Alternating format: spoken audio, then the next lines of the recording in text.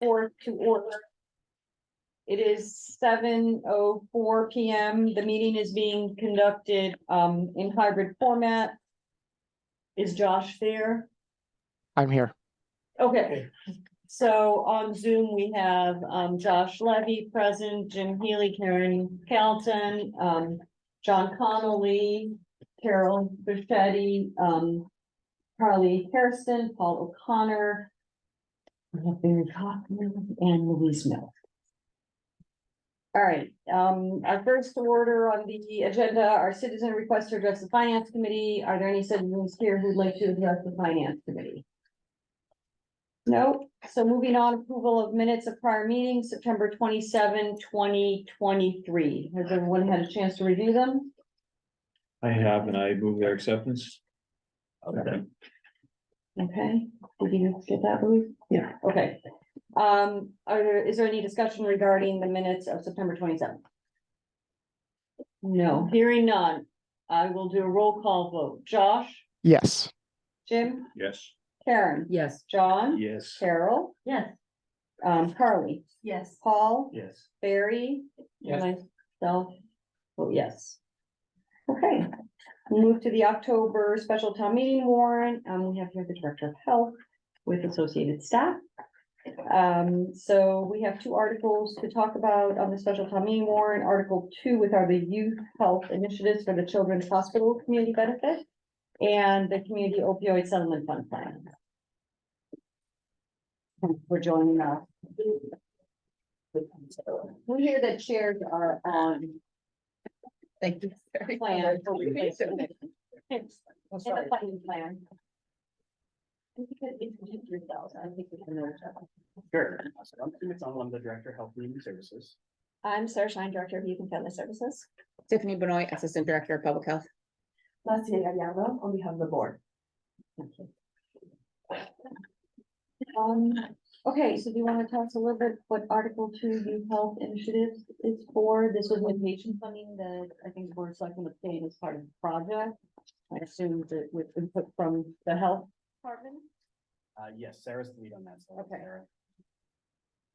So right now, there's a mental health crisis in the community that I think most of us are aware of.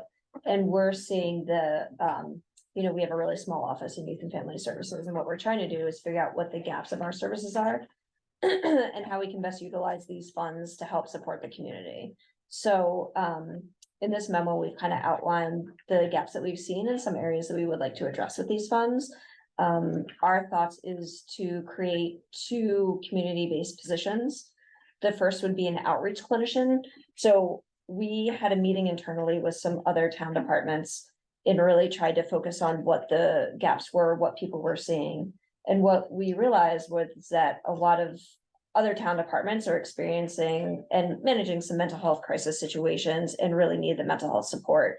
So our thought is to put a community-based clinician who we would help manage that would be based in the community. So they would go out to the library, be a resource for residents. They would go to Park and Rec if there was a youth experiencing a mental health challenge there. They might go to the housing authority, to the YMCA, but they would really be primarily community-based and really meeting the community where they're at. They would have access to translation services for families in need, and families would be able to access this person is a real resource to connect them to either town supports or external supports to really get whatever mental health supports that they need in place. So that would be the first position. The second position is a community training coordinator. So our thought about this is really how do we get other town departments or other organizations the information they need to be able to manage the current mental health crisis we're in. So behaviors are looking different, the school's struggling, these other organizations are struggling. So this person would really be helpful in training the staff at Park and Rec, training the library staff, doing an assessment of the community and figuring out what the community wants training on, helping to train families. They would also support our initiative. So right now, we are very involved in training mental health first aid, which is a class that we train adults how to recognize signs and symptoms of mental illness and then figure out how to respond to that. This year, we are attempting to also do a teen version of this where we are going to train the entire 10th grade on this model. So we're training students how to respond to other students that might be experiencing a mental health challenge. And the hope is that in 3 years, 3/4 of the school will be trained in this, and it will really decrease the stigma of mental health and help connect people to services. So that's a huge initiative right now. So we're hoping that this person could also help with that initiative. Okay, questions, John? So is this recurring funding or explain to me the 400,000 and, One time. So there's, the host community agreement that the select board signed with Children's Hospital for the construction of their building next to TripAdvisor. Included host community payments of 200,000 on issuance of the building permit at 50% completion, and then at the certificate of occupancy, and I forget the exact language, but it's, July 1st of every year after the certificate of occupancy. Of so 200. so 600,000 total? No, $200,000 in a year in perpetuity, I think, unless those community. So I think what we have is we've got, It's required under the agency that regulates hospital openings, and they're required to a geographical area to provide funding for programs, and that's the share that would be coming to Needham dedicated for adolescents. Health. No, I understand the concept. My question is, and I think you know where I'm leading to, is that are these positions that we're gonna be able to, are we gonna be funding, we're gonna have funds sufficient from this source every year in order to keep funding these, or is it that we're gonna fund it for 2 years and then the 200,000 is gone and we're left with these positions, but not a funding source? So that's where I'm trying to get at. So maybe if someone could walk me through the money we're getting Payments in. aren't indexed to inflation. And obviously the salaries of staff do go up as they move up the pay scale and as their cost of living adjustments. So there is a period, and I don't know if it's 7 years from now or 9 years from now, when the salaries will have gone up so much and the amount of money we get will have remained the same, that we will outgrow some of the services, and we might have to cut back to one full-time and one part-time person. But in the near term, Sarah's memo budgeted staff at Top Step. We don't know if we would hire at Top Step if we hired someone who had very significant experience, maybe. But even with hiring at Top Step, there's still quite a bit of room to grow under that $200,000 a year. Okay, so that's we are getting $200,000 a year. yeah, Forever. well. Yes, for now. Yeah. I would And I never know- say forever. Well, I agree, forever seems a little bit absurd, but so does for now. But I believe the certificate of need for a new hospital or any addition to a hospital comes with the obligation. Yeah. For For how training. long is what I'm asking, Barry. I believe, For nonprofit hospitals, it's part of their charitable Right. mission, so it is an ongoing. it doesn't necessarily go earmarked for this purpose, so they can use Right. this every year, make a decision as to how they want to spend. My understanding, just from my own experience at BID Needham, I believe it can, every year they have this money they have to spend, and they can choose where to spend it within the community. So unless there's a contract of sorts or agreement of some kind that But there is. there is, I'm asking, is that? Are- Do you have a contract? I mean, how's that working? No, they have one with. The town does, Dave. The town has a written agreement with Chilton's for the opening of that facility, which they would be making this payment. No, I think we're asking a different question, like can, Children's Hospital Needham decide what the appropriation, how they're gonna allocate that $200,000 every year? Isn't that what you're asking? It's not specific. They dictate that it has to be used for adolescents' health. But the payment that they make it to the community within those confines makes the decision on the use. So it's of a the money. community that's making, so you're, But could they make it to some other Right. cause Like to the YMCA. for adolescent health?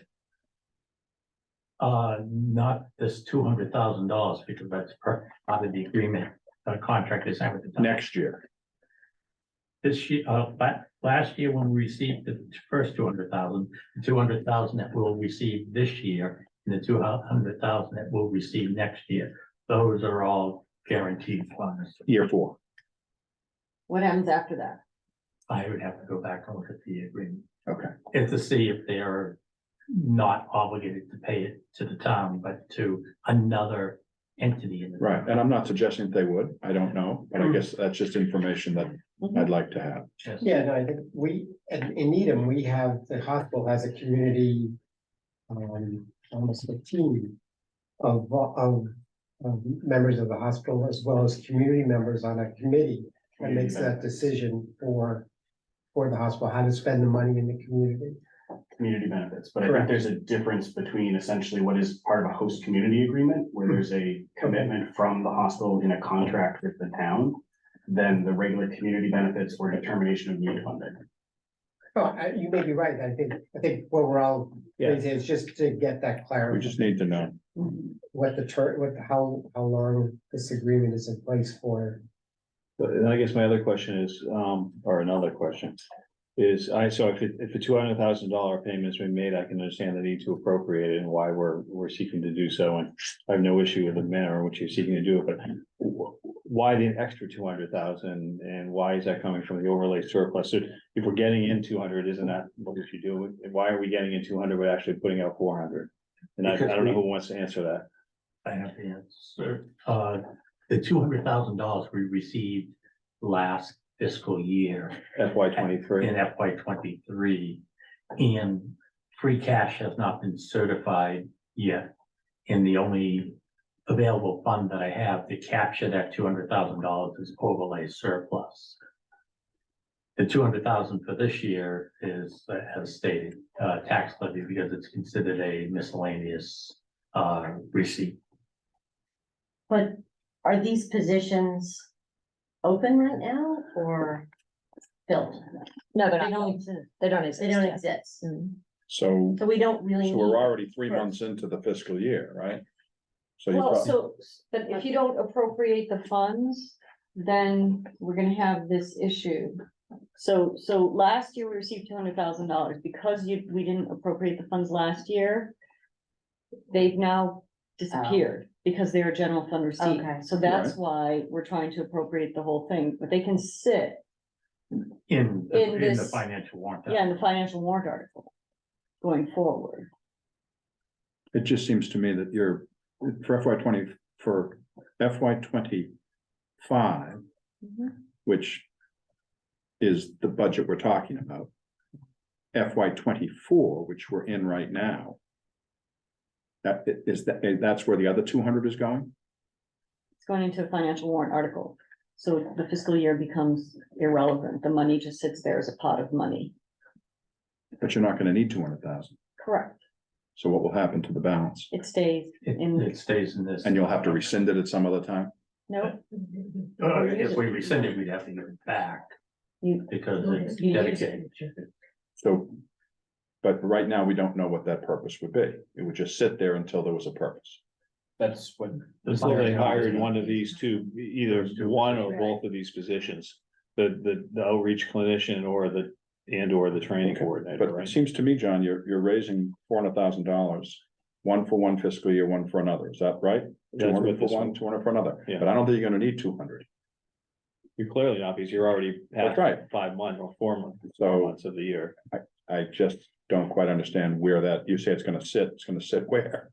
It will remain with this warrant article separately accounted for, so we can show to anybody who wants to audit the use of these funds that the funds have been reserved specifically for the purposes as appropriated.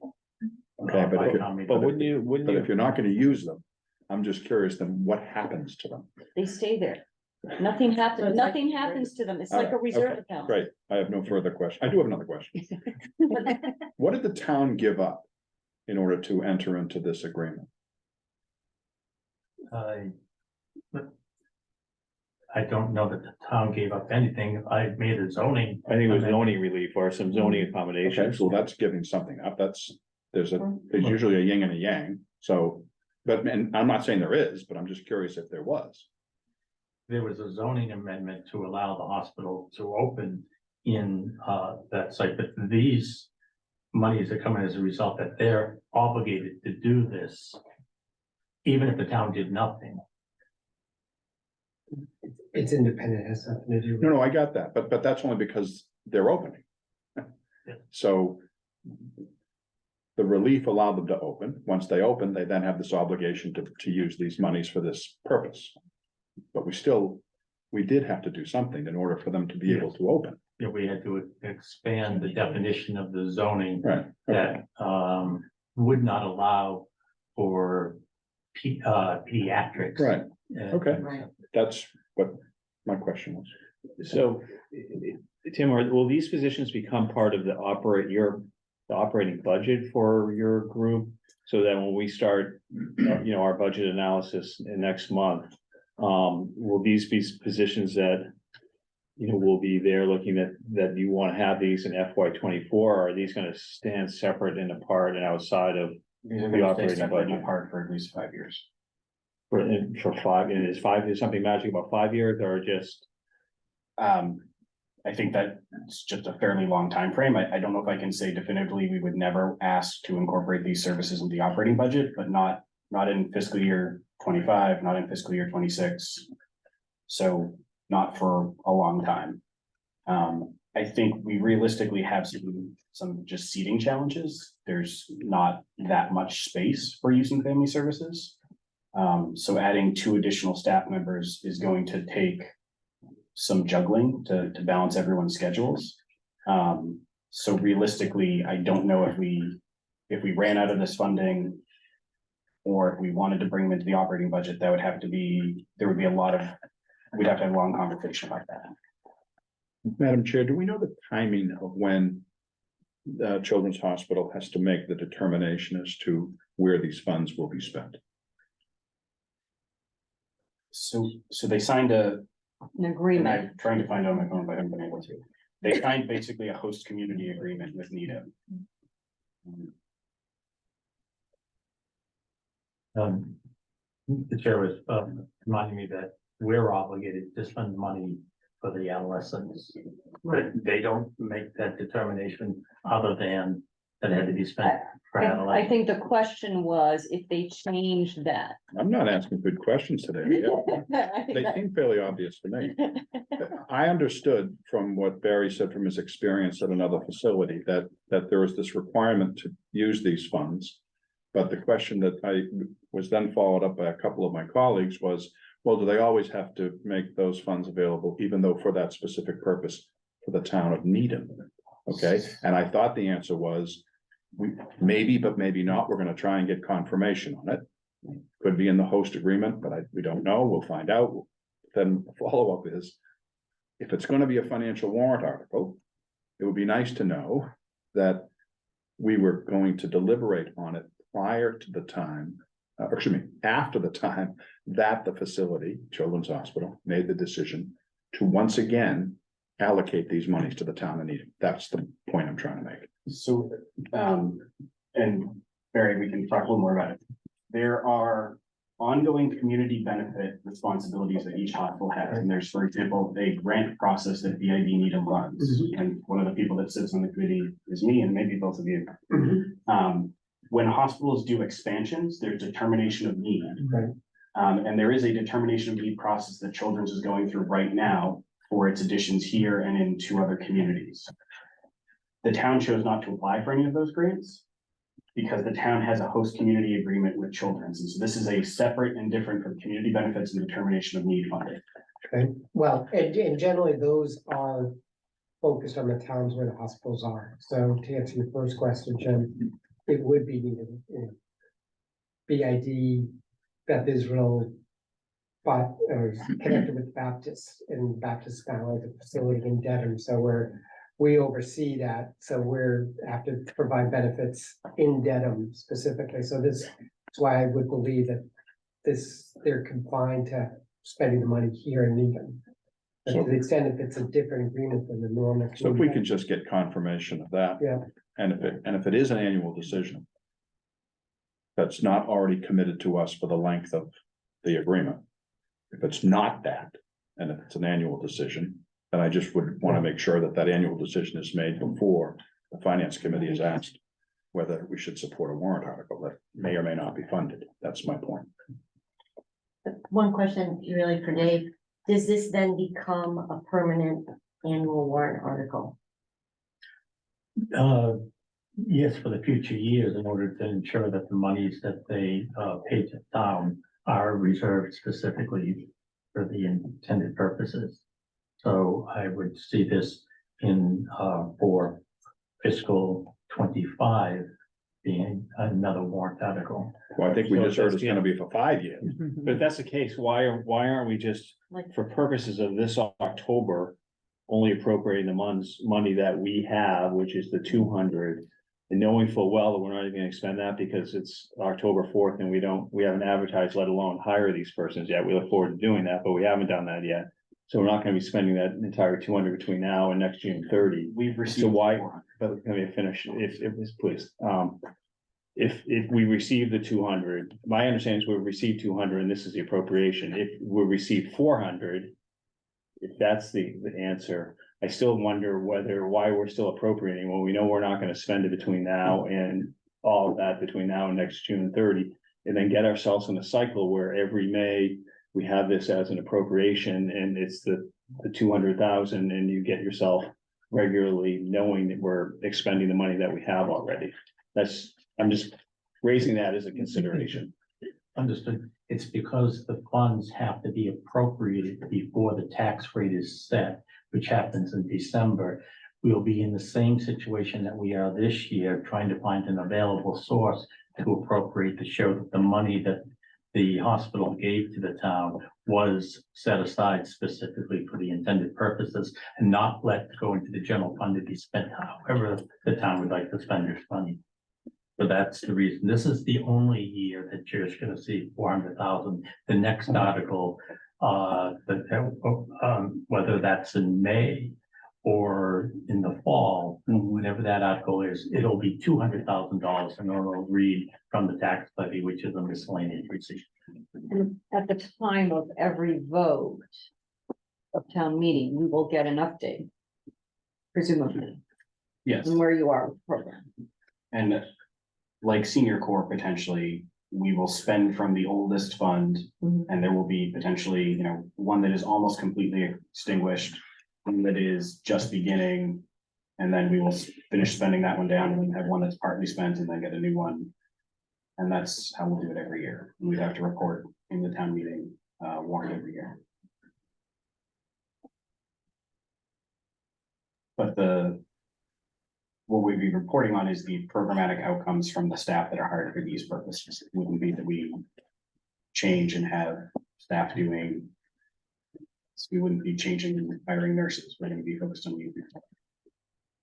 But you could decide that you no longer need the trainer position. And need something else instead.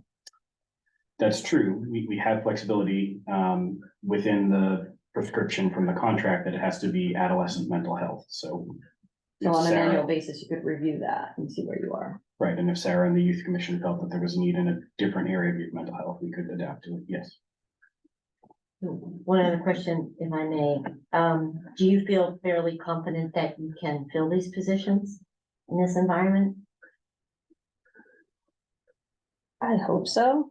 I mean, I think that our salaries are competitive. I think Needham has a great reputation of offering some really great mental health supports. I think that the Youth and Family Services has a really good reputation in the area. So, community-based clinicians, I think sometimes are a little bit more difficult to hire because community-based work can be more challenging at times. Which is why we listed it at the highest grade, hoping that it would be able to attract some quality candidates. And is there a penalty, if you will, from Children's Hospital if these funds aren't expended for youth mental health, if you can't fill that position? I don't know if there's sort of a timely expenditure requirement. I presume that we would be in breach of the contract if we spent it on paving a road or on vaccinations for seniors or something. That's the requirement, but in terms of the time, of course, they would like to know that the money is being spent promptly or is there's a plan to spend it if there are delays, such as if they can't fill a position, perhaps they services in lieu of that. But if the town makes the decision not to do it for this position, as long as it's within the the area of mental health. You could spend, and then you could spend the money in a different way. Sure, so if we did go out and advertise for positions and we can get nothing because of the challenging hiring environment, we could pivot and try to contract with a company to provide the services. We could certainly do that, but it would have to be in the adolescent mental health category. So the warrant article reads Youth Health Initiative. Okay. I'm assuming we must have pulled that from the agreement with the town, but I will find that in my email. Just a question, about on the outreach and, what is it about the library and Park and Rec, that outreach is appropriate and necessary? And then is that outreach really something that's required? 8 hours a day, 5 days a week, 52 weeks a year. If the library, the usage of the library, on a Monday at 9 AM, there's really not young people there. I understand that they're there in the afternoon or in the evening.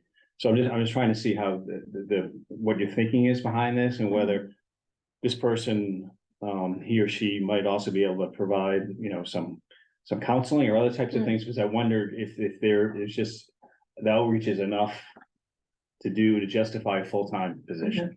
Mhm.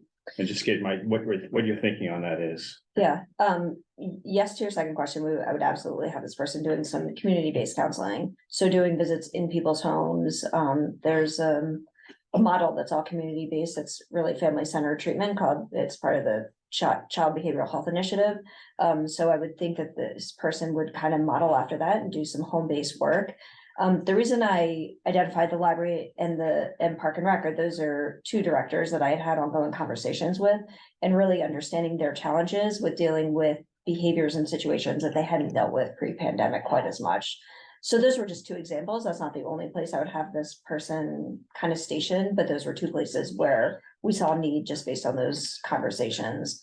I think the library is also a natural place for this person. We don't have enough room in our we have 0 room in our youth and family services. So that was my thought, to do home-based work and set up shop in the library. The library is a natural resource for resources. So this person could help connect families to other providers and get assistance for youth when necessary. And, parents could go there for assistance, knowing this person would be stationed there some of the time. And what's the interplay or not, or why isn't there an interplay with the schools? Because that's where the youth are. And it would seem to me that, time would be well spent by, again, this position or this, the outreach to working, with the schools and for the schools. And I was struck by the schools wasn't there, but yet it was Park and Rec and library. And I'm hoping the schools aren't going to be left out of this, because that's where the kids are most of the time. Yeah, definitely not. I think one of the reasons I didn't identify in this is because our current youth and family services staff spend so much time at the schools. And that's why this is really a gap that we're seeing. Like, we can't get to the library, Park and Rec, and out into the community because we spend so much time in the schools right now. We're running groups in almost all the schools. We're seeing kids in the schools. We're working with guidance counselors and teachers. So not that this person, that would be left out, but because we focus so much on it, I really wanted this to show the gaps in the needs that are really out there that we can't get to right now. And then are these positions sort of tracked, or in a sense, do you have them do a log so that, at the end of the year, you're able to see what they did and what they, where they spent their time? It turned out there needed to be even more time at Park and Rec, for example, or they actually didn't need any time at Park and Rec or the library and stuff like that. So will there be sort of a self-reporting mechanism or other type of thing so that you all and we in turn and town meeting in turn can kind of see that, for example, if my fear is that there might not be enough to do if you just limit it to Park and Rec and library, it would be good to see how it's supplemented and then to see that it should be an ongoing and position going forward. So if you don't do that, I expect you do that, but if you don't do that, I think it would be helpful so that we can see how these positions are actually fulfilled and the benefit they provide to the community, just not reading the paper here, but actually Mhm. seeing what their results and log activities, time activities are. Mhm. Yeah, absolutely, I 100% agree with you. I haven't figured out the details about how to make that happen, but I think getting that data and collecting that data will be necessary and for reporting on this position and how they spend their time moving forward to justify the position. Great, I look forward to that. Thank you. Yeah. Any other questions? Madam Chair, I'd like to make a motion. I'm just gonna ask Josh. Josh? No, I no can't- question, no Okay, questions here. Thank you. Sorry, Thank you. Madam Chair, would like to make a motion for the Finance Committee to recommend adoption of Article 2. As set forth in the special town meeting warrant. Second.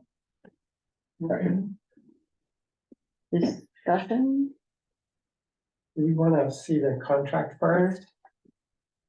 Is that something we can do before our next meeting? I haven't considered to right now, if you want. You have it? I haven't, yeah. Can we print it? I'm not gonna read it right now. No, I'm just signing it now. We'll have- No, I got it, but I'm just, Oh, I'm right in the middle of a vote. I mean, I would prefer to look at it, but I'm not sure. I want to. So can we, Can we? has the warrant been printed? Has this been printed? No, the final version's not done yet. So we could actually have a recommendation in the warrant rather than make it later. If you were to vote it tonight, it would be included in the copy sent to town meeting members. So the money that is available for this special town meeting is money that the town has either received already or will be receiving during the course of fiscal year 24 It's the 400,000 guarantee. is guaranteed. For this So year. for this year, that is correct. So I think from my perspective, even though I want to see the agreement, I'm more concerned about the out years. Right. Yes. Because this money is in hand. Right, Correct. So, Right. so I'm prepared to vote. okay. That That's what I clarifies. was, okay, wanted to establish. Okay, so roll call vote. Josh, Yes, Jim, Yes. Karen. Yes. John, Yes. Carol, Yes. Carly, Yes. Paul, Yes. Barry, Yes, Louise, the chair votes yes. Okay. Next item is community opioid settlement fund planning, Article 4. Thank you so much. Yeah, thank you.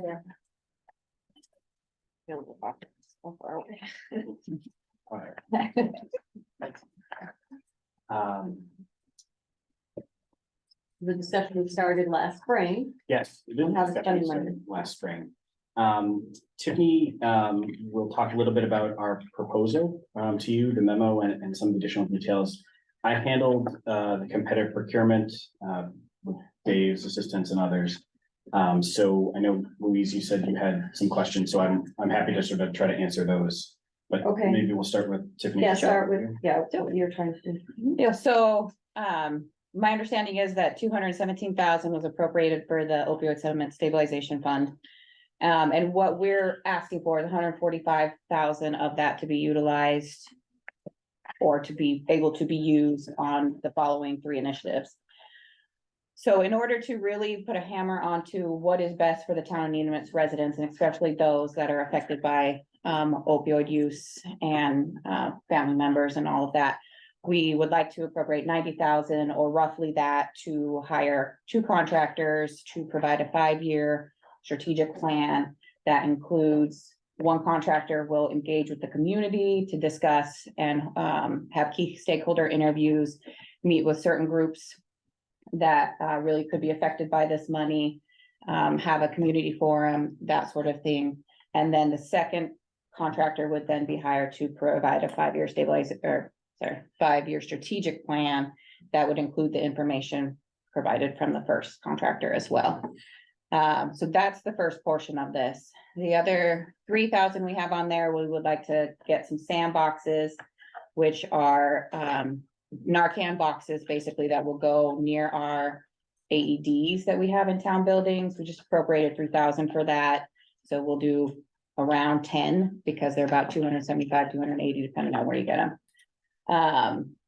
So we'll put those with the boxes will come. We have Narcan that we provide to the community, so we'll provide that in the boxes and put those up near our AEDs. And then the third portion would be 52,000 allocated to help hire and or train a recovery coach. A peer recovery coach who is somebody who has experience in substance use themselves. Who will be a peer coach that will help residents in Needham. Kind of make their plan for recovery, be a sounding board, connection to resources, that kind of thing for them. So total, that's our $145,000. The reason we kind of picked these, one was to really make good use for the 90,000, was to make good use for what is best for Needham, not just public health trying to decide what's best for Needham, but the community trying to decide and helping us figure that out. But for the other two is to help work through some of the requirements of the statewide commitment for abatement with these funds, which is harm reduction, which would be part of the Narcan initiative. And the peer recovery coach would also help with the connections to services and, what's my other word? Treatment and recovery. Thank you, treatment and recovery. So yeah, that's kind of the pitch. Okay, I'll open it up for questions. Yeah. Just out of curiosity, why do you need two separate contractors, one to do this survey and one to make the plan? So, when we were thinking about it, and, you know, it did factor in our discussions last May, or probably not May, March or April. Where finance committee sort of said, who have you talked to about this? And I said, you know, I've talked to the board of health, I talked to the police chief, fire chief. What I heard, I think, from finance committee was you wanted broader engagement. In an effort to make sure that it is not a plan that the public health division has its sort of its thumb on the scale. We wanted to hire a contractor to do community engagement, to sort of facilitate a 4-month, 5-month long process where they would do key informative interviews, where they do stakeholder discussions, where they would talk to groups like persons in recovery that live in Needham, family of substance victim persons. There's a series of sort of groups that are identified in the state sort of framework. We want that process to sort of play out, and the process is important as is the end product. So so one is a process one and one is a product, to produce the product as a result of the process. I just clarified that there's one group or one company that could be able to go. Maybe someone like a JSI or an HRIA or an ICF could do it, and those are sort of big consulting firms that make quite a lot. The procurement we went to, we got 4 bids on public engagement and posted on Combis, used PRF 76, which is one of the statewide master service agreements. We got 4 bids, and I think Louise has I have questions comments about about that, yeah. that. We got 4 bids. The one we got that we chose was the lowest qualified bid. So we got a bid at 88, 80, 49, which we chose, and then 30. The 30 bid wasn't actually a bid, and it came in after the deadline. So the 3 that were qualified, we chose the 49. The company is Reginaville Associates. They do a lot of sort of public engagement for MassDOT and Mass DPH. I think they're doing the public engagement on the Newton Needham roadway construction project. But that's sort of their expertise. They do facilitation, they do public meetings. They don't have subject matter expertise in substance use prevention. The company that was the only bidder, when we made the request for quotes for the strategic plan and evaluation framework, was a company that has significant substance use prevention. They are hired by SAMHSA, they're hired by the Bureau of Substance Addiction Services at DPH. So I don't know that there is a great one-stop shop to do both things. Okay. Though I disagree. Okay. So we're doing exactly the same thing in Framingham, and I had sticker price shock. $15,000 is what the city of Framingham got for MAPC for 2 folks to do all of that, to do outreach to all of the providers of services from beginning to end in the city for opioid use, whatever, you know, all the different providers. They're meeting with the community. They put together a survey for us that went out, receiving, back the surveys, putting together what the answers show, where the gaps are according to what the population responded. They're doing focus groups with different, groups within the community. They're doing it in 3 different languages, a minimum of 3 different languages. So they're trying to reach a whole segment of the community. They meet bi-weekly with, or that's what they are committed to, meet bi-weekly with the, health director. And they participate in all the task force meetings. And at the end of it, we're getting a plan for the expenditure of the funds. So far, they've also collected all the data that's available statewide. There's a ton of data about, opioid use, emergency calls, all that kind of stuff that is localized. So for me, it was just, it just seems like a lot, especially given the amount of money that Needham is getting. $90,000 to try to figure out how to spend. I don't know what your grand total is. Year 1, we had 217, I think, but year 2, I think it's more like 140. Yeah, it goes down. Yeah, it goes down. And so it just seemed like a lot Sure. for that. I also do have a question about hiring someone now before the study is completed. So I think the reason we wanted to have both contractors in place, if we get permission from the town meeting to spend the money, is because we would like the person who's doing the evaluation framework and the strategic plan to participate, basically to listen in on many of the key informant interviews or stakeholder discussions, and certainly on the community forums. So we wanted them to sort of see the process play out, rather than sort of read the final report and not have participated is probably the wrong word. I don't anticipate them having a speaking role, but listen and observe. I don't think I've ever cut Barry Keppert off in traffic. I think we get along pretty well. MAPC is one of the pre-approved vendors on PRF 76, so they got the request for quotes that was sent out, but they didn't bid. Right, but it's just the order, I mean, it's just the difference in price that's remarkable. Yeah, and I think I included in the packet we sent out the 3 bids that weren't chosen. The Collins Center it wasn't really a bid, and it was after the deadline. We rejected them too. And then there was 2 that were at 80 and 88. So I guess I was surprised to hear the 15, because I was thinking we got a pretty good deal with 49, at least Yeah. based on the other bids we had gotten.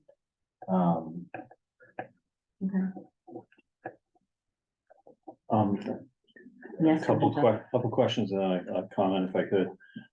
Is the peer recovery coach, is that gonna be an employee of the town, or will that be an independent contractor that'll show up on sort of the expense side of things as opposed to, a town employee? I think it's to be determined. There are categories within the Schedule C, which is for some part-time and seasonal employees that are sort of special assignment support, which are kind of catch-all categories. But there's no existing predefined category for recovery coach. So I think we've talked to HR and Dave and figure out, would this role and the responsibilities we're talking about, would that fit within the Schedule C under the special assignment support category, or is it more of a contractor? And then. I go back to where I was last May. I'm all in favor of the engagement and getting the plan and the peer recovery coach. I have a real issue, and it's only personally on the sandboxes. And before I sort of go on my rant on them, I'll just ask a question. What's the consultation been with the police and fire and the hospital on the deployment of Narcan boxes and the deployment of them and the deployment of them in this manner? So with police and fire, and Tiffany can talk a little bit about, because we're also doing Narcan distribution and training to residents. I don't believe we've engaged the hospital in this discussion. We have talked to both Chief Conroy and Chief Schlittler and Lieutenant McGrath. So the hospital originally was the one who gave us the grant to buy the Narcan in 2020 or 2021, I believe. But that Narcan that goes, you distribute it, someone comes in, asks you for it, fills a Yeah. profile, you have an engagement with them, a dialogue with them, and that takes place before the Narcan is given. Yes. Am I correct that that wouldn't exist if this is out next to a AED box? Myself or anyone else could have access to it without that type of engagement, without talking with you, presenting myself to you and things like that. My own personal preference, I'd like to go through, I'd like to have the consultants tell us, what with the status of our town, what's needed and things like that. I think this is jumping the gun. I don't think it's the right way we should be spending this money, and I'm really concerned about having Narcan that's out there doesn't have to go through a process, such as professionals like yourselves or the police and fire or the hospital or others and just have it sort of be available without that. And so I'm troubled by this article because I'm in favor of 142,000, I guess, but I'm not, and I don't know quite what to do about it because I just don't think it's the right time or place for that. Sure, I can give you some. And I'm not asking, you don't have to answer to me, but I just, I'm just telling the committee, that's what my reservation is with respect to that. We did also have a discussion, multiple months of discussion with the Board of Health. So the Board of Health did support this because I knew it was controversial. And I remember the discussion last March or April. So the Board of Health did take a vote to support it.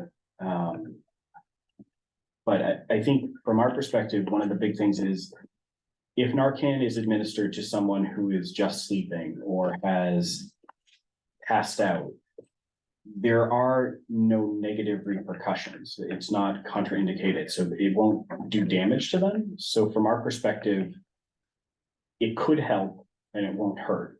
And that works really well sort of from a public health lens. When we think about something that could potentially help and positioning it in locations where it's not possible to have a staff member that's trained in Narcan administration.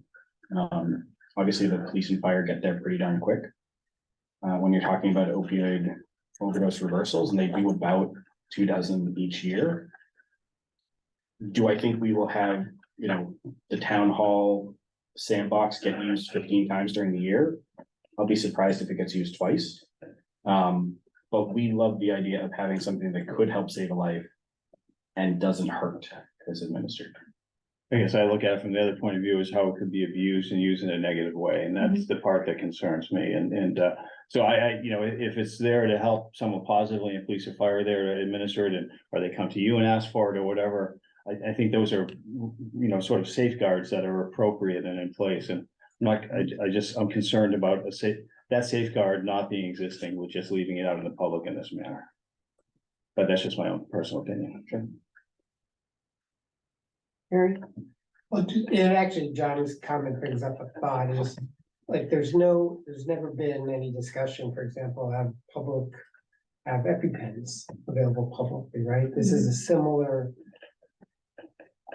In theory, there's a lot of similarities between the two, and it's never been.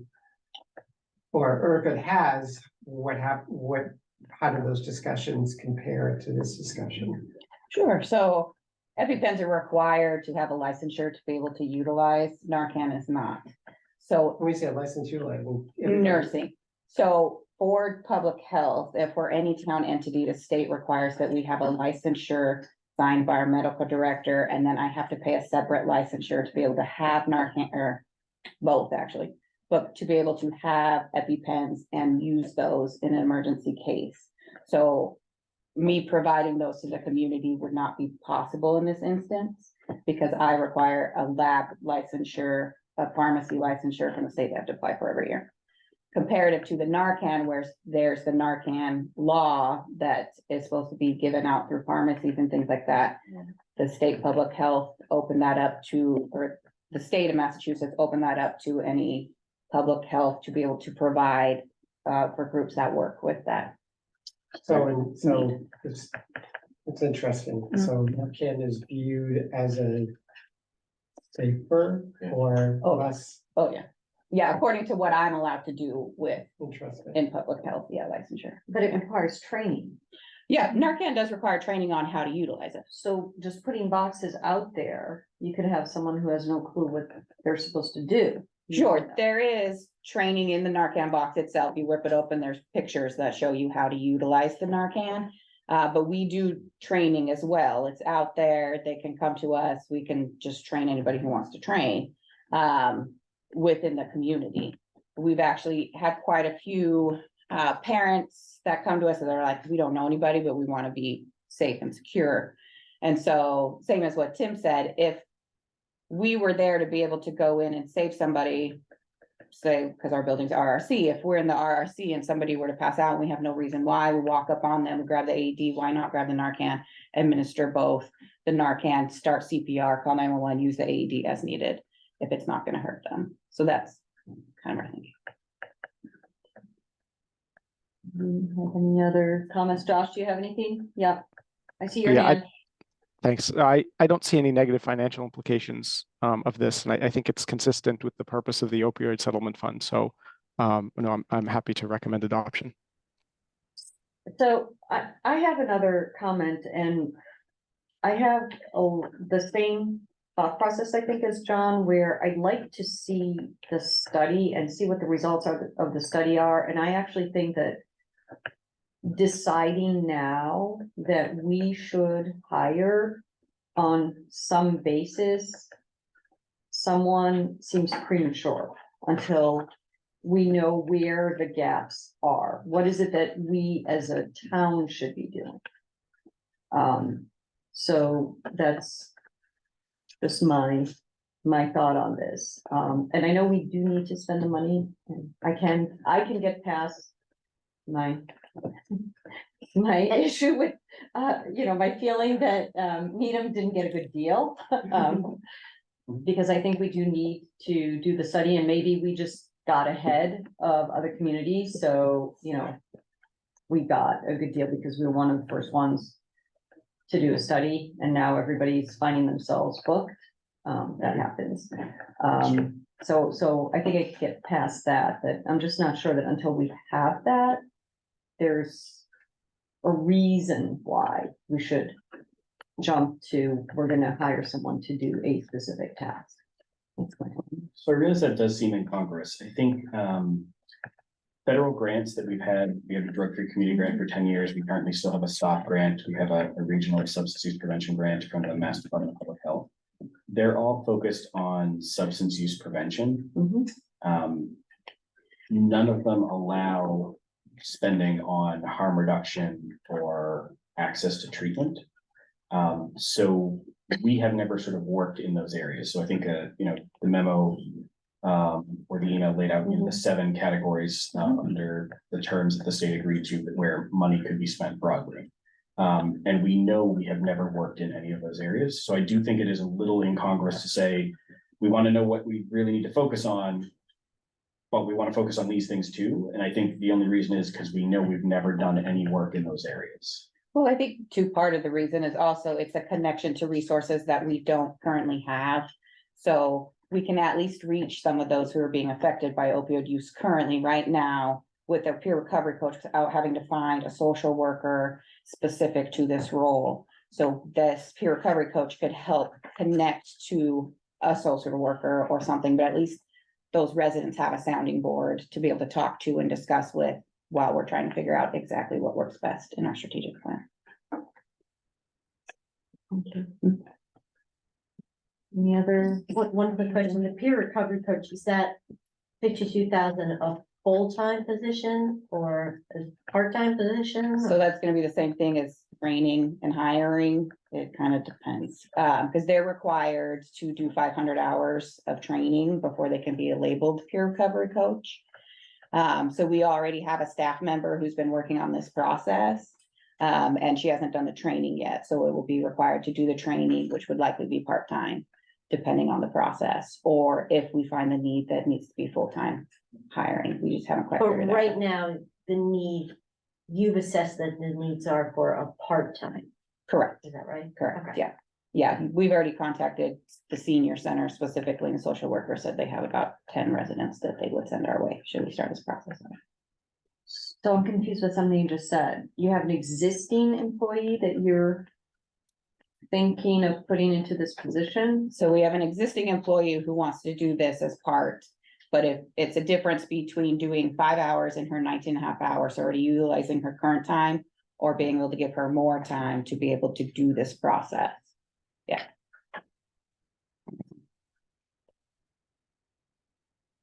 So, But if you have. on a temporary, so she, yeah, on a temporary basis, though, so that person would have to understand that.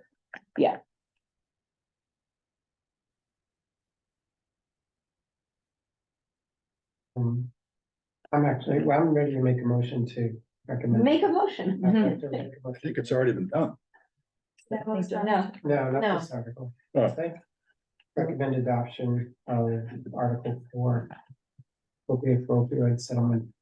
Josh, did you make that? Second. motion? Well, I was happy to, but I'll second that. Okay. All right, again, I'm being misunderstood. No, I believe that, that's what I heard as well. Oh, I'm sorry. I didn't, yeah, I I didn't hear felt him. he was just speaking to the $3,000 for the. Whatever. Anyway, Now, we now have a okay. motion. We now have a motion, we have a second. Any further discussion? All right, roll call vote. Josh, Yes. Jim, Yes. Sharon, Yes. John, No. Carol, Yes. Carly, No. Paul, Yes. Barry, Yes. and Louise votes yes. Thank you very much. Thank you. Thank you. We'll see you again. Okay, our next item is Article 15, amend general bylaw, specialized energy code. We had asked for some additional information. We did receive some additional information.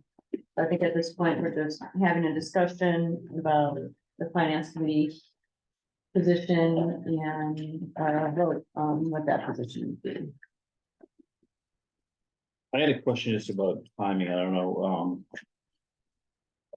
whether it's voted on now or next May or some point thereafter. Is there a built-in time period that runs from when the vote is to when it goes into effect? Yes, there is. Okay, so whatever that time period is, the clock starts ticking on when it's, Right, so so if we it would vote, go into effect, if we voted now, it would go into effect in July of 24. If it was voted next May, it would go into effect maybe sometime in the beginning of 25 or something like Yeah, that. Is that yeah. correct? there's a timeline associated. with that. Does anyone wants to start? Yeah, I mean, I'll go to where I read the materials, which is Yeah. helpful. I still don't think that with, at least to my satisfaction, really got a good handle on what the cost implications are gonna be, both to ourselves and our town buildings and our future town buildings, and then to the residents who would be implicated by this.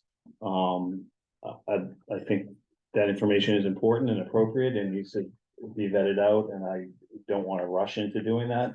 I'm also concerned with sort of the lack of broader community engagement, with respect to community meetings about this. I understand the internal work has been done by the committee, but I don't think enough outreach has been done to the community. I'd like to see that take place. I'd like to participate in that for one myself. And so for those reasons, I'm gonna vote against this because I think it's premature. Mary, I think you have your hand up. Well, there was one, you know, the memo had kind of an estimate of, I was trying to get a net effect of, you know, the schools are an extra $30 a foot. I don't, off the top of my head, know how many feet the schools have, and then the 3% potential additional reimbursement again. No, I don't know what the math is, you know, how much. Right, there's Or no, what, this, what would, is this $1 million more, $10 million more to the cost of a school? I mean, I just want to get, you know, want to know more specifics about the impact on our future projects for this. And again, I have similar concerns about why now, why do we have to do this now? and to add to Barry's comments, I'd like to have a better understanding of. Obviously, there, the $30 per square foot is construction cost, but I just want to understand what the operating costs are going forward with the opt-in, and I don't think that was addressed at all. My view is, while I agree that this is something in the offing, but in the future is something that we're going to have to seriously think about and probably adopt. I am partial to the discussion about what seems to be the rushed nature of it right now. Mhm. You know, why do I have to hurry up with just a quick look-see and adopt something that's going to have quite a large impact on the town going forward without a lot of experience, both on the part of the contractor or other cities and towns with people where they've already done it. I'm not someone who is an inclination to always be an early adopter.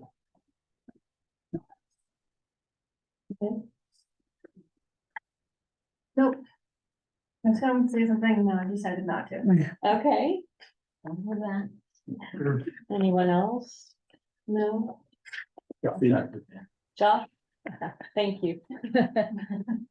I think we always want to have more information, and I agree that there is some more financial information that we could have. But when I compare this to some other articles, this is reversible. I mean, if we learn more information, we can go back to the energy code we're currently on. And there is a benefit. I mean, I'm thinking of it as a cost benefit. You know, there may be some costs, but from the documents that we received, it seems like the incremental cost from the updated stretch energy code, which will be in effect July 1st of next year, to the specialized code, as it was presented to us, is not great. Whereas the benefits, I really don't know how it's going to impact climate change globally, or even flooding locally in Needham. But in terms of clean air, I think that is a benefit. I mean, burning fossil fuels does pollute the air. So I do think there is some benefit. There is still some uncertainty with the costs, but we will learn over time. And if it is detrimental for some reason, we can always roll back. So I think on balance, I would vote to recommend adoption. Okay. So So, my comments, Madam Yeah. Chair, I received some information, it was either last night or this morning. I was able to peruse it. I wasn't able to really study it. I'm a volunteer, still working for a living, and to receive that information on the financial aspects of this so soon is exactly the reason I'm not going to support this. And it's the reason what we talked about last week. There's a rush to judgment here. I don't even know if the public hearing, or if there's going to be another public hearing. They mentioned there might be one. They've met with some contractors. We don't know the specifics, as Barry and Carol just said, as to the exact financial repercussions of this. Yes, Paul, I have no doubt, as with any of these regulations, we're going to agree to them at some point. Couldn't agree with you more. But I don't think it needs to be today. And I think we have plenty of time, even at the annual town meeting, which frankly is when a lot of these things are done. And it gets back to my comment that I've long made, that the special town meeting used to be to create fixes for the budget things that happen in May that now need to be adjusted, the MWRA assessment, some unexpected bill from a prior year.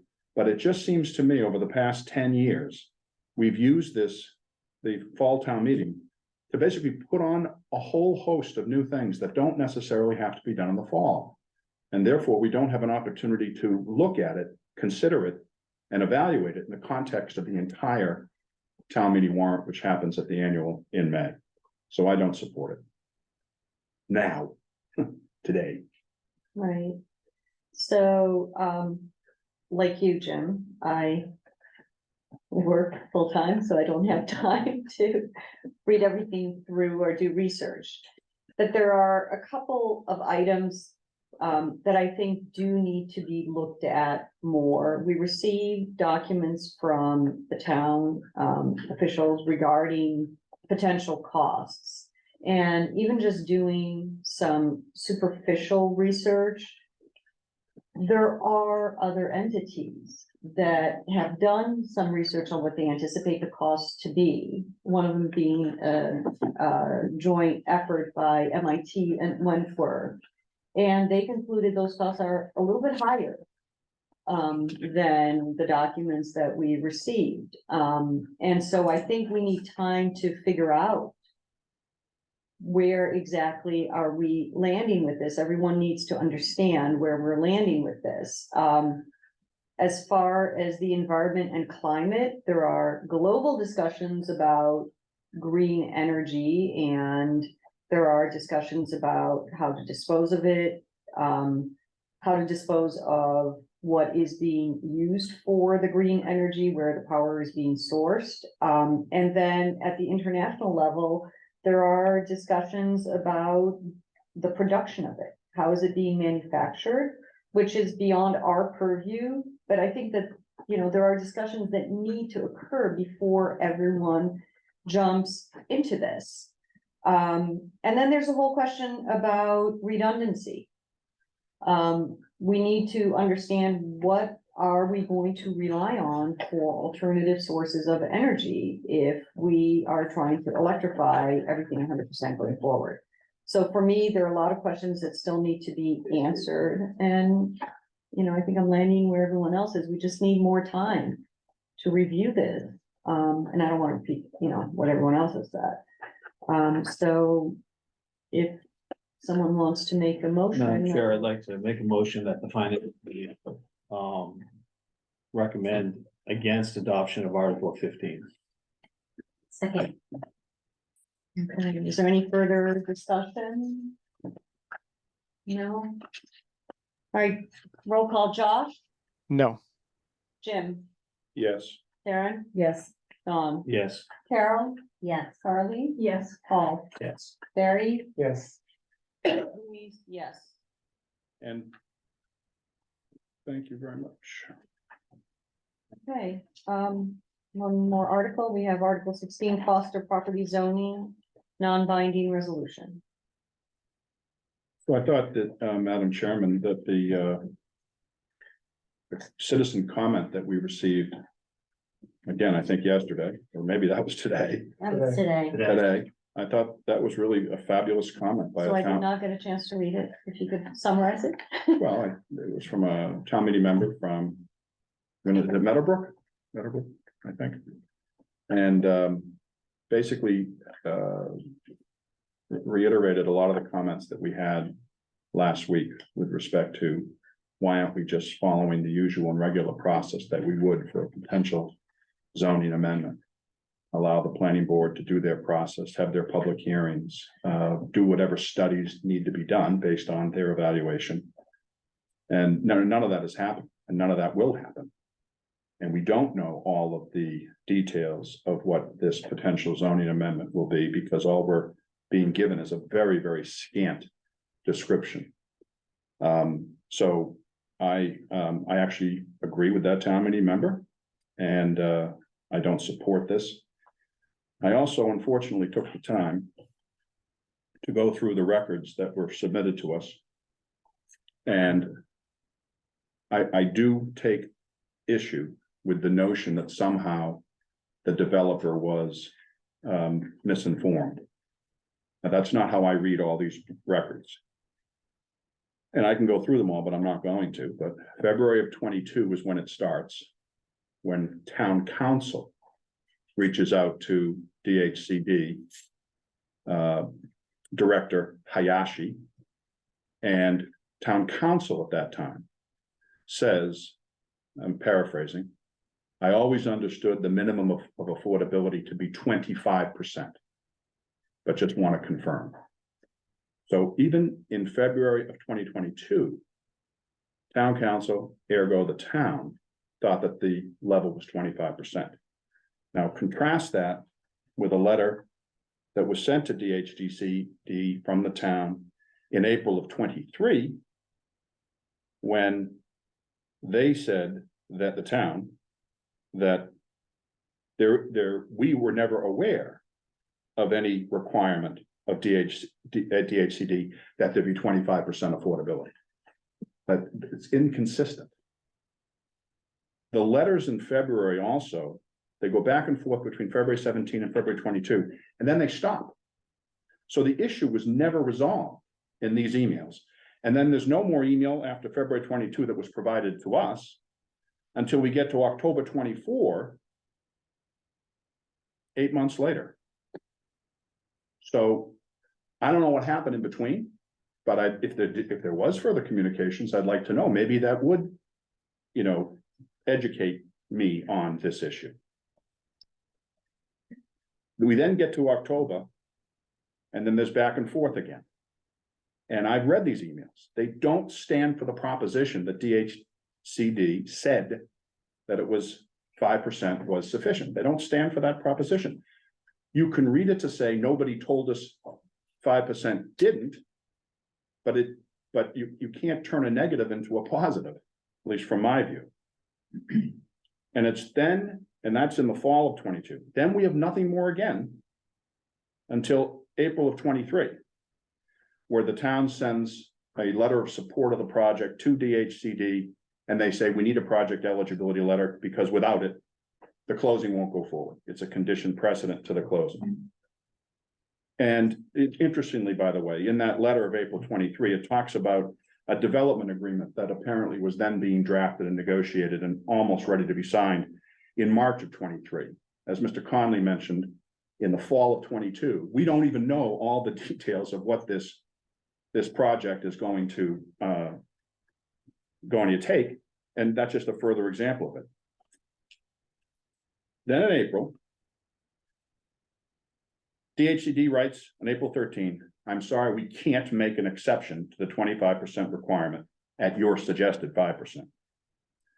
The town then writes back to DHCD and says they're astonished by this. And they say in this letter that there were prior written assurances to the developer, Jack Dawley, that were made in October of 22. I don't see any emails sent to Jack Dawley that assured that it was that 5% was appropriate. If those other, and this is what they said, prior written assurances, if those exist, I think they should be produced. That letter also says that there was a prior communication that DHCD regulations do not contain a requirement of 25% affordability. I'd like that prior communication, because I've never seen it. Then they asked for our representative to get involved to try and see if they could straighten this out.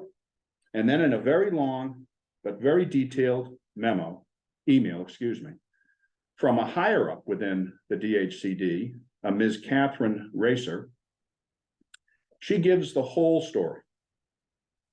And what I find compelling here, and she does say there's some blame here because it wasn't clear. And I would agree that these emails don't stand for anything except the issue was not clear. And I agree with that. But then they talk about the projects that have been approved in Needham. And it's Charles River Landing, as you know, and then the Second Avenue project.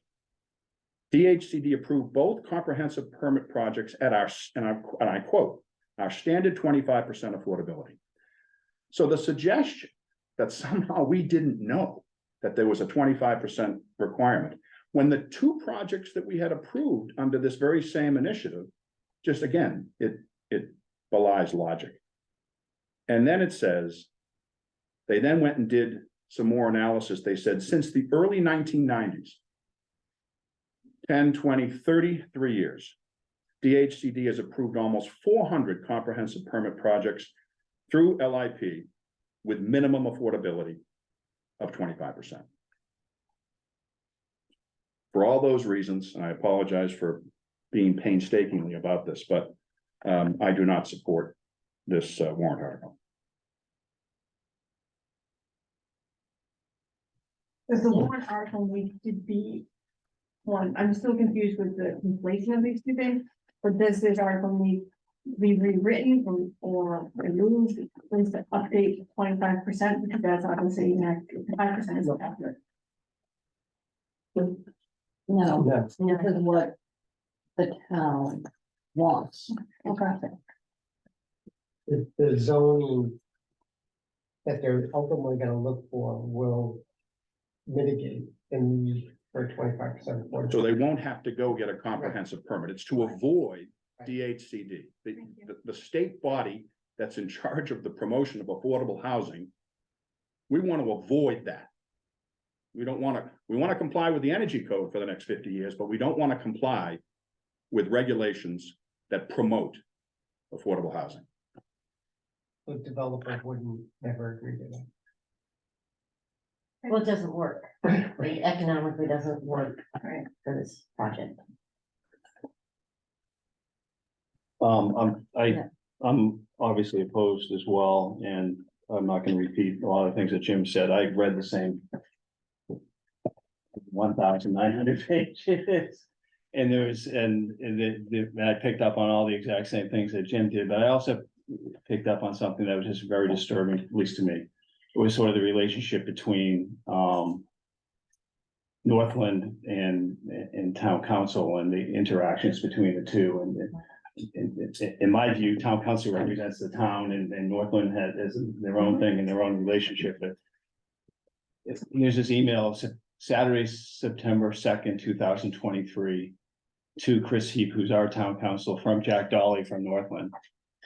And I'll just want to read it. It says, Chris, I looked at the spreadsheets and numbers and have concluded that I do not want to cite a specific number which someone can latch onto and try to play gotcha. I'd rather say something like the impact of increasing the number of affordable units from 5% to 25% without an increase in the total number of units beyond 70 or a corresponding adjustment in the purchase price results in an economically unviable. If we're going to show or cite numbers, I'd rather publish the work product provided DHCD, and I'm not even sure that we should do that. A developer writing that to our town council and our town council engaging in that, I just find it very disappointing. And then I go and I look at the warrant article. And there's a lot more of those. I just took that one out because I thought it was short and sweet and got the point across. And I'm looking at this as a town meeting member and what you're being asked to vote on. And first of all, you look at the title and the title says open space zoning. Well, actually, this is an open space zoning.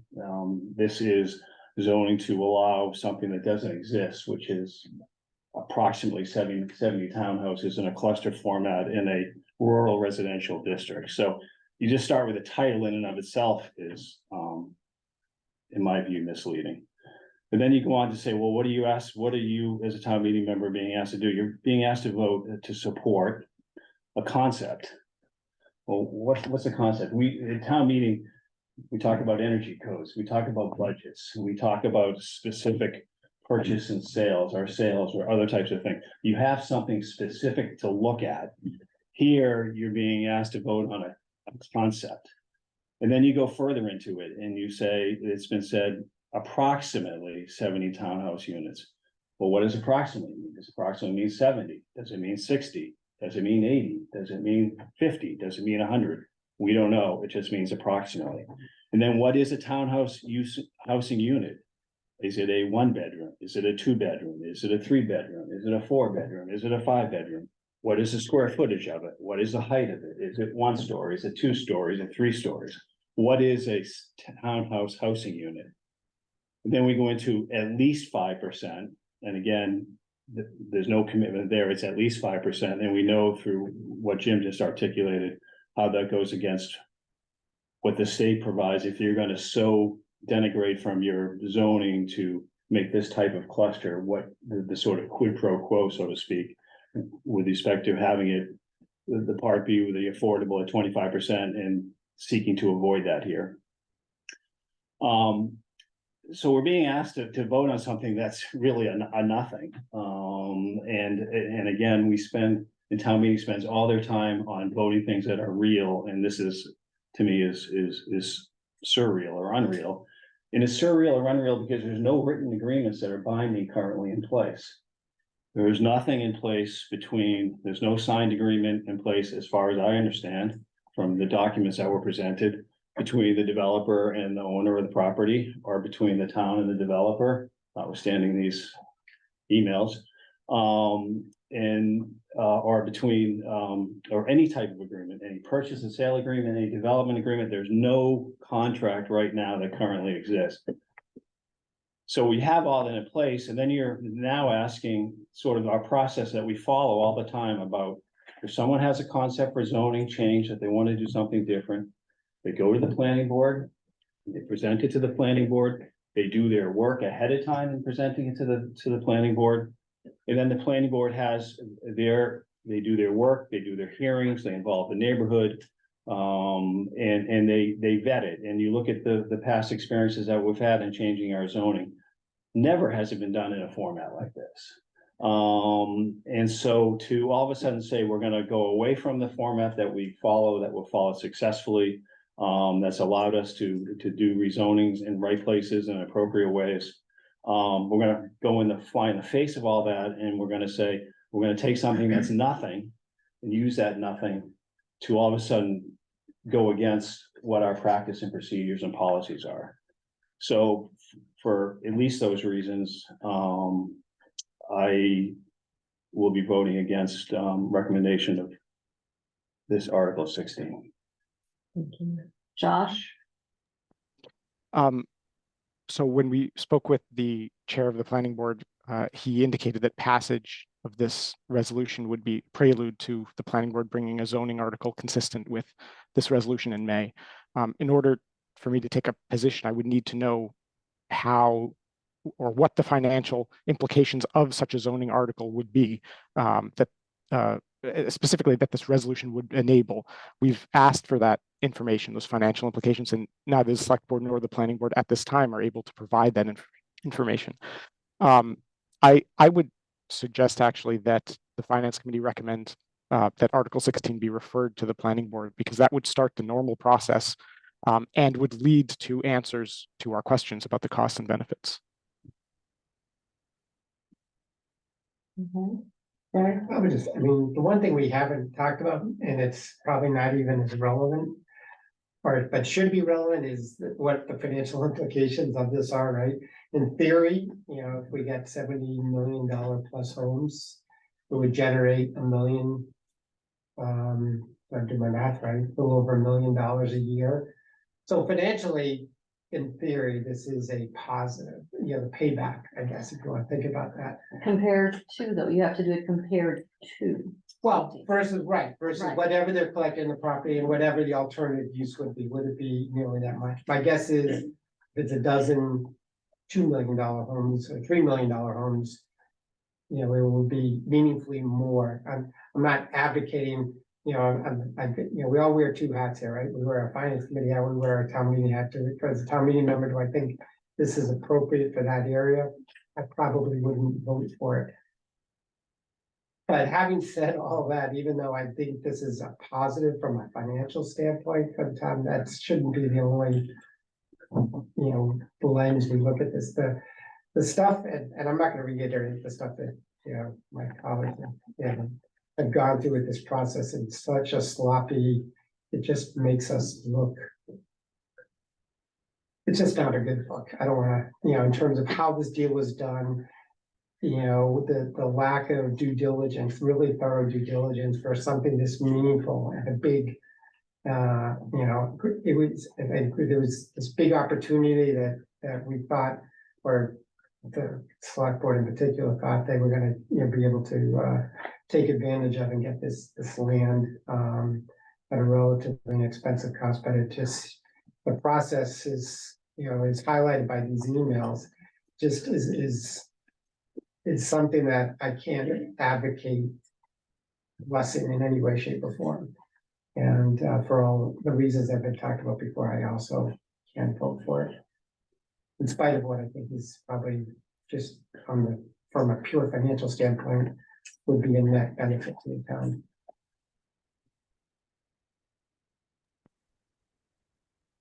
Madam Chair, may I make a motion? Sure, I'd like to make one comment, though. We haven't talked about the $2.5 million. Yeah, can I make a comment about Yes. that? So, we talk about this $2.5 million, and since it was already voted in October of last year, we don't spend a lot of time on it. Nor do we spend a lot of time on the merits of the project itself, because that was presented and it was voted. But just by way of example. And I know Mr. Fee wouldn't let me bring up something outside the four corners. But here we're in the finance committee. That's, Mr. Fee isn't here right now. And there was an article that was withdrawn from the warrant with respect to very important renovations that need to be made to Claxton Field. And Claxton Field, you know, having grown up here with John, we played on those fields. Soon after, the dirt was thrown on top of the trash. That was the old dump, the original dump. And people have been playing on that at least since the late 1960s. And it was named after Phil Claxton, a great town official who actually lived up the street from me on Lindbergh Avenue, corner of Lindbergh and Tower. But the point of the matter is not to go down history lane, but it's going to cost us between $3 and $4 million.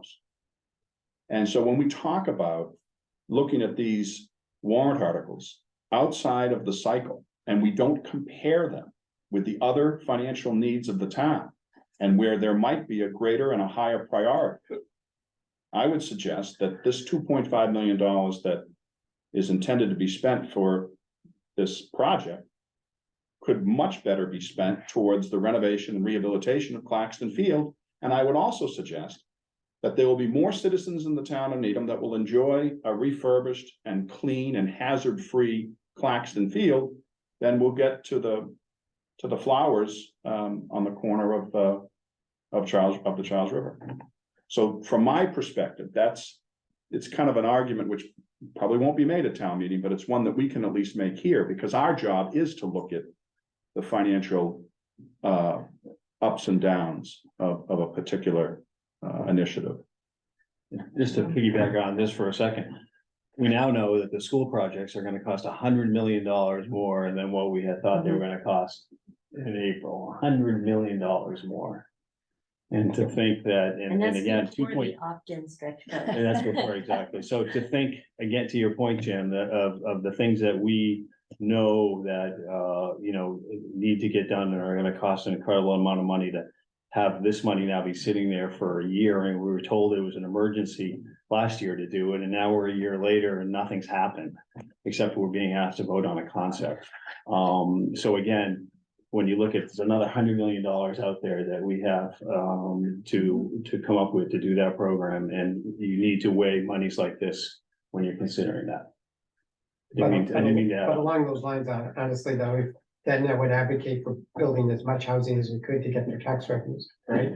No, that's precisely right. So that's why I wasn't gonna comment on your thing about, you know, Well- it's revenue positive. Yeah, you could basically tar over everything. Right. No, this would be, you Put know, up a parking lot. This What was the particular song? project would generate $1 million plus in perpetuity, which, you know, you put a, you know, is worth a lot more than $2.5 million we're paying for.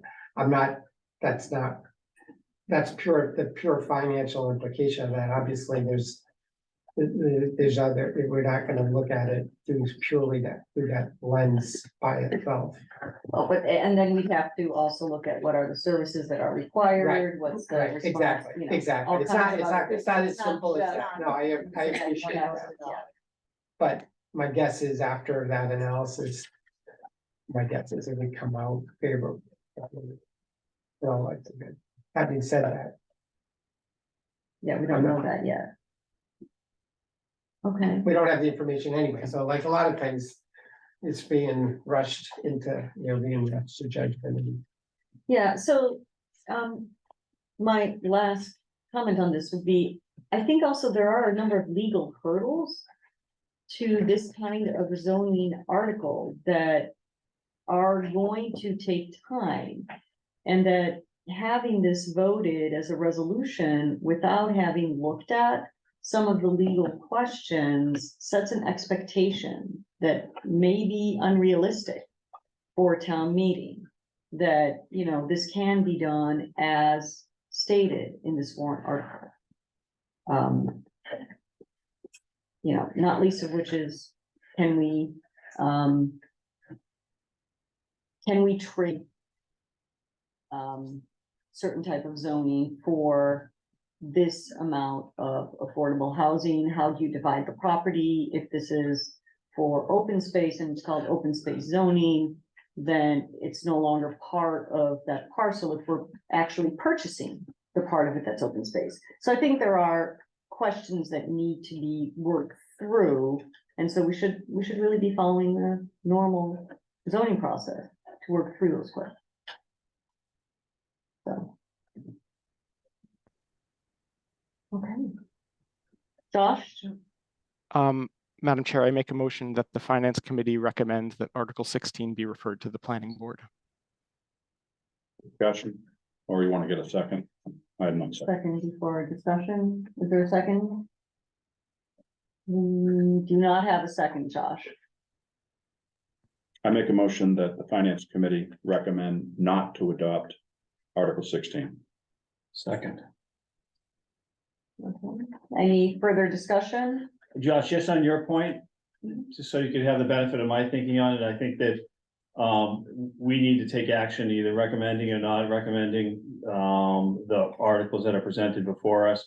I think if that motion is made at town meeting, that we will consult as a group and have a discussion there and then about it. And that's the place to do it, but I don't think right now is the time or place for us to consider a motion to refer. Thank you, John. I would also say that I think the Planning Board should show some interest in this particular zoning article. I don't think it needs to be referred to them. It in essence, to some extent, it's been taken away from them.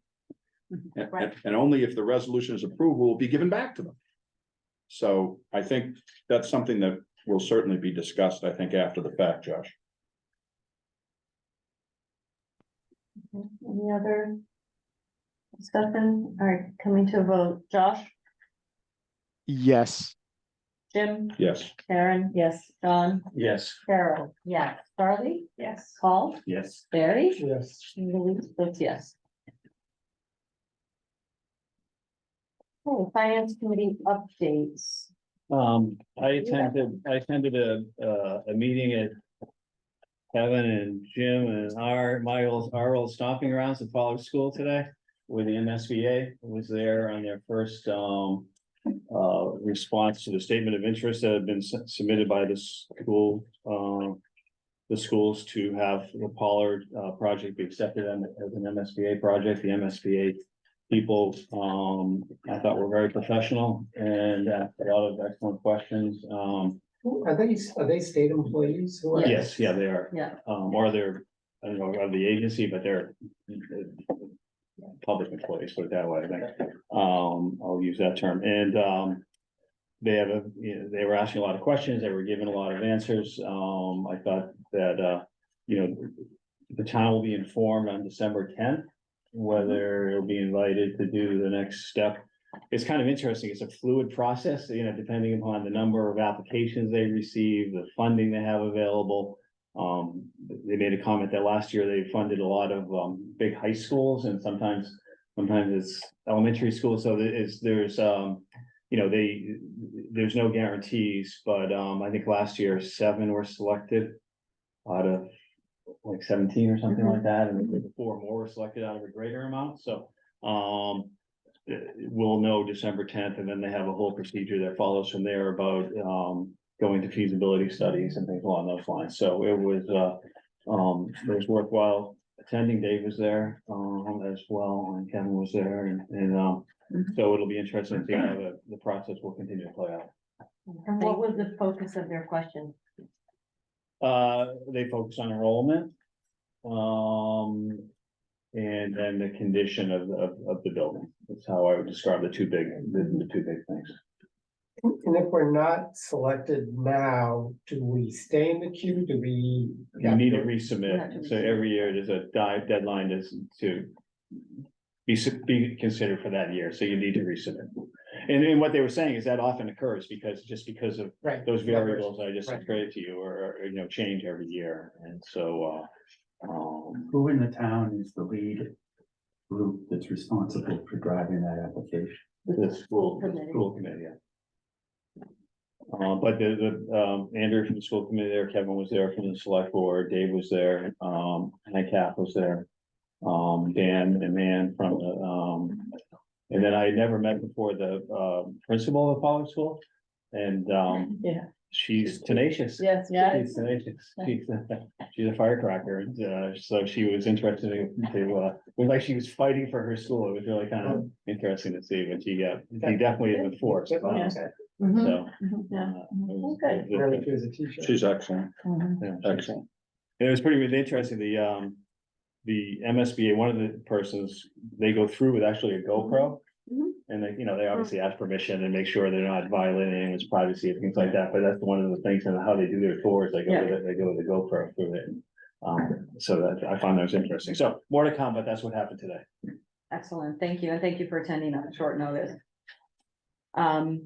Okay, so the only other things I'm gonna be sending out liaison assignments shortly.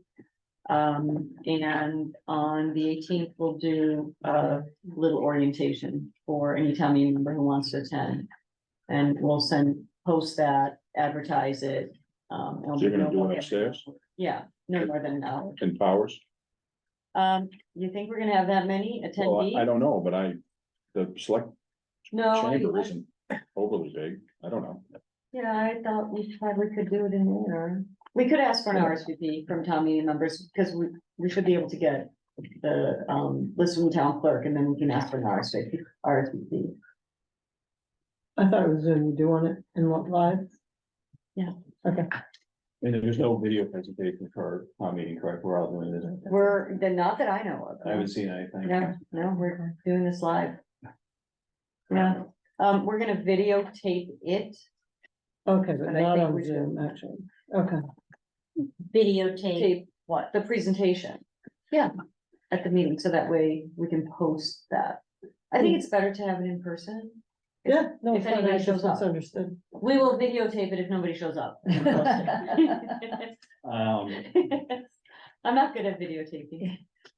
I'll make a motion to adjourn. Second. Meeting. All right, Josh, Yes. Jim, Yes. Karen. Yes. John, Yes. Carol. Yes. Charlie. Yes. Paul, Yes. Barry, Yes. Louise votes yes. Okay. Good night. Night, everybody.